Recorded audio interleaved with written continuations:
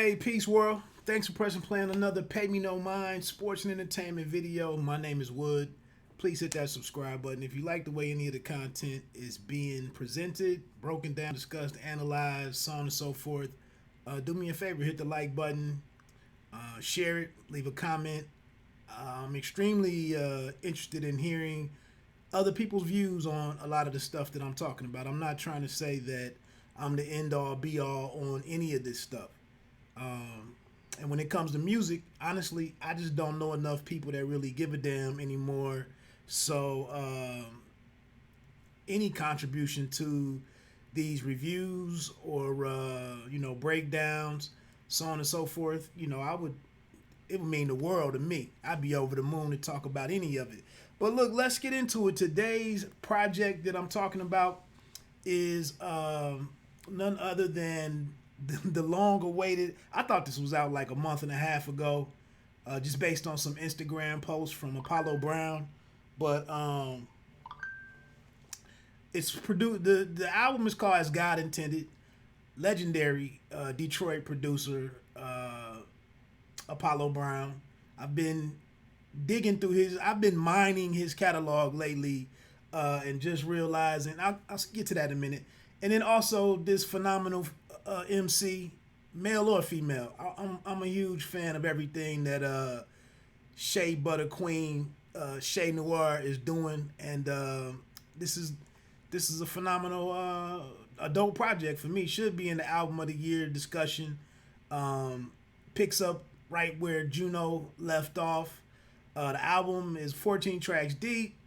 It's on Mellow Music Group, I believe is the name of it, and it has the features of the big ones are Black Thought, Skyzoo, Planet Asia, a kid named Faris, I believe is his name, and a guy helps out in the chorus, a cat named Black Soul, in the lead off record. Little beverage for this one. Little IPA before I get up out of here. Gotta go make a run. So yeah, man, I like the album. I know I don't have a lot of time from everybody, so from a lot of people. The meat and potatoes of it is, if it came down to giving this a score, I'd probably say around 4 out of 5 stars. Give or take, I'd probably stick around 4, to be honest. 8, almost, in between 8.5 and 8, if it was a scale of 10. I saw earlier on Instagram where Apollo Brown was talking. He was proud that Pitchfork gave it a 7.7, I believe, or 7.77, and he mentioned that it was rare for too many albums to get above a 6.5 or something. So I respect Pitchfork. I don't read a whole lot of stuff over there, but I am familiar with them, and I like how they, I like their analysis on stuff, on projects. But so I wanted to read a quick note from the record label. Quick word from them, because it is interesting with these two being from Detroit. Oh, that's what I was going to say about Apollo Brown. I know Alchemist is doing his thing on a high level. I love quite a few projects that are helmed by Alchemist. Derringer is a cat that's doing quite a bit right now. I love what he's doing. I mentioned I love some stuff that Marco Polo did and all these other guys I hear in spots. I'm interested to see what this producer Sean C is gonna do from with this Black Thought project that comes out at the end of the month. The single came out today, Thought verse Everybody. I like some of his work. So everybody's doing quite a bit, man. But I think Apollo Brown, Ninth Wonder is a guy that's out there, Ill Mind, Crisis. But looking at what Apollo Brown has accomplished with all of these different artists that he has these solo projects with, Planet Asia being one. I'm looking at his name. Skyzoo, The Easy Truth, I think it was. I've just started digging into that OC album. I think it was called Trophies. The Razcast album is out there. I did last week, I thought I talked about No Question with Locksmith. A real dope project. Apollo Brown has been holding it down. So quickly before I get into some of the tracks, a note from Mellow Music Group was Buffalo and Detroit are America's broken dream. They are once thriving cities now known for frigid temperatures and violent crime. The cities were birthed in a different era, forged in fire, built of cold steel. It follows that the rawest hip-hop in recent memory has bled from these two regions. Fair statement. No two artists exemplify this hard truth more than legendary Detroit producer Apollo Brown and Buffalo's maverick MC Shay Noir. The two artists came together to create a sound as natural as calm after the storm. The soulful, head-nodding production of Apollo Brown has been a staple called on by some of the greatest to ever do it. From Ghostface to Danny Brown and from Freddie Gibbs to Chance the Rapper, Apollo Brown's signature style has become an iconic staple of the culture. I don't want to leave Shay Noir out, so it just says, meanwhile, Shay Noir has stepped onto the scene as smoothly as any Double Dutch veteran, having already worked alongside Benny the Butcher, Kool G Rap, and Fred the Godson. She has emerged as one of the most extraordinary New York talents in years. I would agree with pretty much all of that, and I think this album delivers. So let me get into a few of the tracks, a few thoughts on it. What's my time? 6 minutes. Then there's 7 minutes. I did a little color-coded thing. So I have 4. The first 4 joints are all red for me. Follow the Wisdom featuring Skyzoo, track 11 is red for me.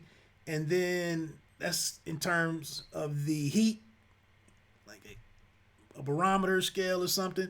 And then 94 is also a red, was something that I marked as red. I have the Apple and Freedom tracks 9 and 10 as orange. I also have 12 Hours as orange, but that one could easily be red too. So, 7 or 8, 9 joints. And there's more on here that I just honestly Hold It Down with the Ty Faris kid could easily be orange. Daddy's Girl is pretty dope. So a very solid record, man. But like I said, the first 4, and we can get into it now. I'm a huge fan of the Antisocial record. It's so different for Apollo Brown in a way. It's just very well arranged. I love the keys and the emotion of the song, and then the brother Black Soul that's singing in the chorus, and just the way that the song just seems to have like great song structure to it. I really felt like Apollo really put his foot down, put his foot in that one, and it gets the album off to a wonderful start. That's Antisocial. I didn't even write any comments on it. I think it's one of her better. I think it's one of Shay's better lyrical performances on the album. And that's the thing. I'm not gonna get into any verses here because I feel like, one, a lot of the verses are missing on Genius.com as one outlet, but I think listening to it in its entirety is how you capture the dopeness of the project. Not to say that there aren't big moments on here, but I think Shay, the way she stays on message, everything, the sharing that she does, the messaging about personal accountability, growth, excellence, sticking to gems from her elders, managing family matters and relationships and everything, working to get out the hood, calling attention to injustice, racism, the corruption in the justice system. She just covers everything and does it pretty well. So I think you should check out all of it. I'm at 10 minutes already. So like I said, man, Antisocial is the standout for me personally. As a just in its entirety, or the sum of it is my favorite, probably my favorite joint on here. Track 2, Blood is Thicker. My note was Shay personifies all the elements. Oh, she herself in her lyrics, she's rapping from like the perspective of being the ghetto, and how it traps different individuals, how it takes certain individuals under. So I said Shay personifies all of the elements and or structures from the ghetto, and the theme in here is you better learn how to swim because blood is thicker than water. So Blood is Thicker is straight, is a dope cut, a record. 3, Hustle Don't Give, featuring Black Thought. The track is phenomenal on that one, and she holds her own against Black Thought, who is one of the titans out here on the mic. That's one of the standout joints on this record. Track 4, Money Orientated. I had 3.5 stars on this beat, but the piano and then some kind of R&B song that is kind of sampled from. I just had to note that this is the perfect match of a sampled hook in AZ's Money Orientated from Life's a Bitch on Nas, on Illmatic. But the subject matter of the song and the chorus are perfect. Well-produced joint by Apollo Brown. I would love to understand, I actually mentioned this, that I tried to reach out to her about an interview. I won't mention that, but I tried to see if I could get 10 minutes, 15 minutes, and I was given some feature prices, which I kind of don't need, but oh well. I still wish them a lot of success with this project. But I would like to know how, with him being in Detroit, with her being in Buffalo, was there time spent in the studio in crafting this record? I'd like to know. Money Orientated is about an individual. As an individual, you've got to be about something pretty solid, and she deals with some different scripture throughout the song. So Money Orientated is deaf. Track 5, 12 Hours, actually caught me off guard. The beat is pretty slow. It's pretty slow, and I was kind of wondering what would she do with this. And then a couple of bars in, I see that it's a story, and you don't hear a lot of stories in hip hop anymore. One thing that I love about what Apollo Brown did here was the detail spent on creating the sounds to help tell the story.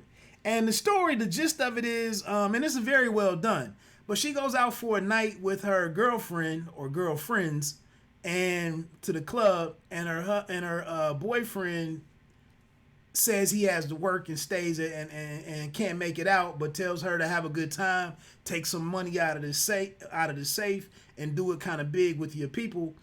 And they get to the club, and she notices her girlfriend goes to the bathroom, and then she notices the phone ringing in her purse. So she goes into her girlfriend's purse and looks at the number before she puts it on vibrate or whatever, mutes it, and notices the number is her man. And the way that she describes that is dope. But anyway, she remembers it and wants to know why was her man calling her friend at that time of night. So, or then it was a text, and it said, "Come by tomorrow night. I need to holler," or we got to talk about something. So, Shay Noir jumps the gun, literally, and takes a gun over to, I think, her girlfriend's house. She goes over there, and her boyfriend is there, and he tries to explain, "Hey, I was talking to her because I was talking to your girl about buying you a ring to propose to you so we can get married." And she rushes to judgment. Things get out of control. She doesn't believe him. Lets a couple go. He ends up dying. And she does a little quick investigation and puts 2 and 2 together that he was telling the truth. And so I just thought that was a pretty dope idea, and I think she delivered it pretty well. I'm at 15 minutes. I like this next joint. that was 12 hours. The sixth track is Hold It Down featuring Faris. Another autobiographical song setting an example for everybody depending on her for various reasons. And then I like the feature from Faris. My first time hearing from him. I believe he's a West Coast rapper. I think he did a pretty dope job. Daddy's Girl. And that's the thing, like I said, she does a ton of sharing on this album as well as her previous work. She, different lessons that she's learned, different things that she's fought through and had to overcome, and being strong for her family. I saw what she said her younger sister graduated last week or something. But Daddy's Girl, it has a little, I think Nikki B, I think that was the female back in the day, the MC that had the song, Nikki D, maybe it was Nikki D, about Daddy's little girl. And I think they have some of that incorporated into the hook. But she just discusses the impact of not having her father in her life from an early age. And just the effect that had on her. I guess her dad did he did a number at one point in time and wasn't there, during her formative years. And so she had to get out and adjust to that. Not getting that rearing from a father. And still turning out to the young lady that she is. I think she's like 26, 27. Track 8 is Worth Gold, sharing gems that allowed her to thrive up and out of her humble beginnings, and then to also be able to help out people in her circle. That's kind of a common theme with her, and on here, she discusses this some more. Track 9, the Apple featuring Planet Asia. This beat was pretty dope. This is a message of sisters embracing their beauty, whether it's natural, completely natural, or if they want to embellish a few things here and there. Not the surgical stuff. But if you need to rock a wig for a certain look, to complete a certain look, or go with a weave or whatever, what have you, you can do all of that stuff. But do it within reason, and be comfortable with it. Be confident in it. And then Planet Asia comes in and drops some gems for his daughter. And like I said, I've been checking out Planet Asia quite a bit lately and have kind of become somewhat of a fan of the brother. I think his voice is a little monotone, but I like dude. Track 10 is called Freedom. A lot here gets done through this gentleman that's speaking. I don't know who is. I can't pick up on where this speech is from. But he's basically asking, like, what do we have to show for as black people? What do we have to show for in 150 years of freedom? The one thing I can't pick up on is it doesn't sound like it's all the system's fault necessarily, but that's a large part of it. And he talks about incarceration, America being the leading jailer of its citizens in the world. And even though we have a fraction of the populations in India and China. And then that this impacts black men disproportionately because a lot of these are non-violent cases that had these guys behind the wall for extended periods of times, which starts the cycle. But it's a dope record. Check that one out. 11, Follow the Wisdom. Being close, it's kind of like I love this track. A lot of organ and some R&B guitar. Pretty soulful joint. This kind of like being close to the game and being, having some street smarts about you, having some hustle about you, but not necessarily getting wrapped up in it to where you fall victim, to the game. And then Skyzoo just comes in and he does his thing. He does his normal thing, delivers a strong feature, adds a lot of, I like the way, I've been noticing sometimes Sky comes in with like a lot of texture in his voice. I don't know if he's like hoarse or something, but I just hear some different things in his voice on different tracks. And I like what he does on this one. I like that feature for him. Winter is track 12 and track 13 is Live by the Code. These are two of the solid songs, But in winter she discusses being in a relationship with a lot of uncertainty in it, based on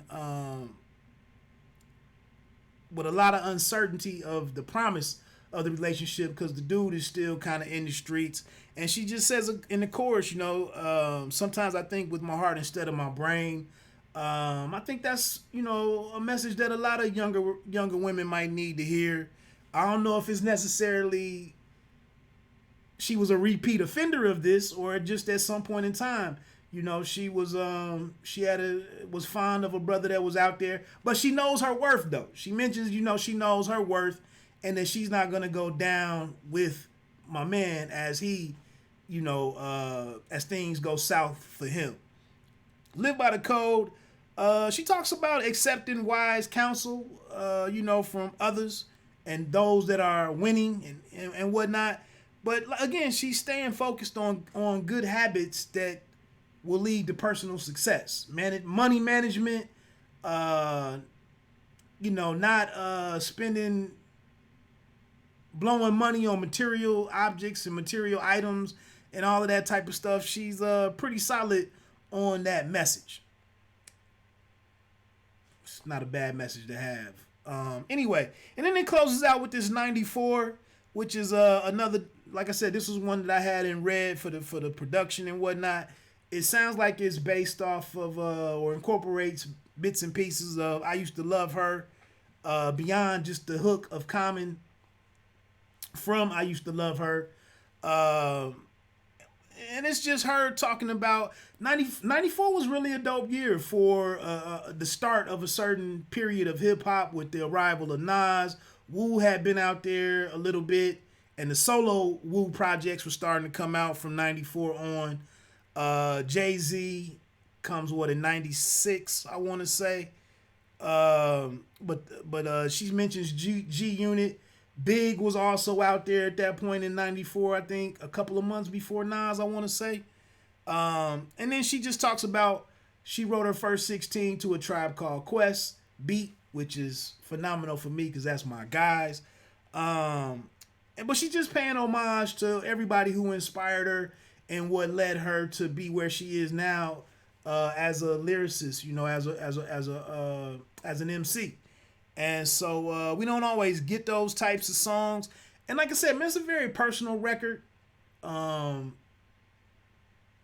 Brown does his things with the beats.